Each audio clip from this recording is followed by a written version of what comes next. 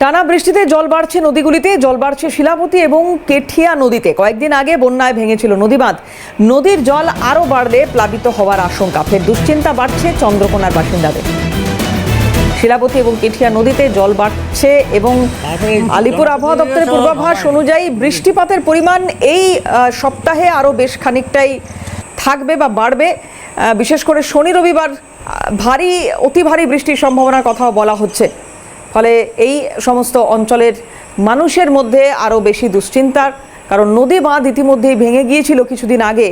আবারও নতুন করে এই এলাকা প্লাবিত হওয়ার আশঙ্কা, নদীর জল যদি আরও বাড়ে। কি বলছেন স্থানীয়রা, শুনবো। করবো, দেখতেই তো পাচ্ছেন যে বড় একটা বিশাল বড় যে বন্যাটা হয়েছিল তাতে আমাদের প্রচুর ক্ষয়ক্ষতি হয়ে গেছে। আমরা তো চাষি বেল্ট, প্রচুর বাদাম চাষের, আমাদের ওখানে প্রচুর বাদাম চাষ হয়। তো এই বাদাম তো সব বন্যার জলে পচে গেছে, যদি ফেটে উঠছে। এ তো মনে হয় আবার ফাঁটাতে সব জল ঢুকবে, আজ নয় কালকে হয়তো জল ঢুকে যাবে ঘরে ঘরে, বন্যা আবার তো হয়ে গেল। তো আমরা কিভাবে বাঁচবো? আমাদের তো বাঁচার একটা পদ্ধতি আপনাদেরকেই দেখিয়ে দিতে হবে। এটা ধসে গিয়ে আরও যেটুকুন কাটতে বাকি ছিল সেটা পুরো কেটে গেছিলো।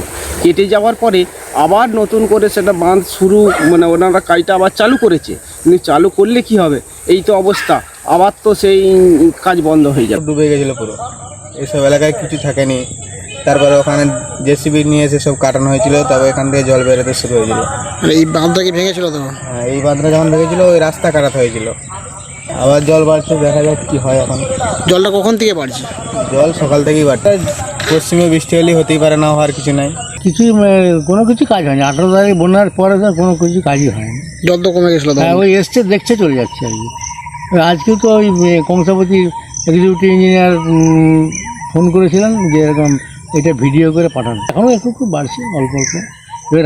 রাতে কতটা বাড়বে কি সেটা তো বুঝতে পারছি না। কেন হয়েছে, সারা রাত জেগে জেনারেটার চালিয়ে লাইন বন্ধ করে দিল। বিডিও সাহেবকে বললাম, বলছে না, লাইন বন্ধ করে দেবেন। কী বলছে, 78 সালের বন্যায় লাইন ছিল, আর এই বন্যাতে না দেওয়া যাবে না, আমরা অন্ধকারে ডুববো, আর লাইট না থাকলে কী করে আমরা পাহারা দেবো কী করে? শেষ করে জেনারেটর এনে টিউবলাইট পুরো এই এতটা এরিয়া, ওই প্রায় 1000 মিটারের এলাকা আমার লাইট করে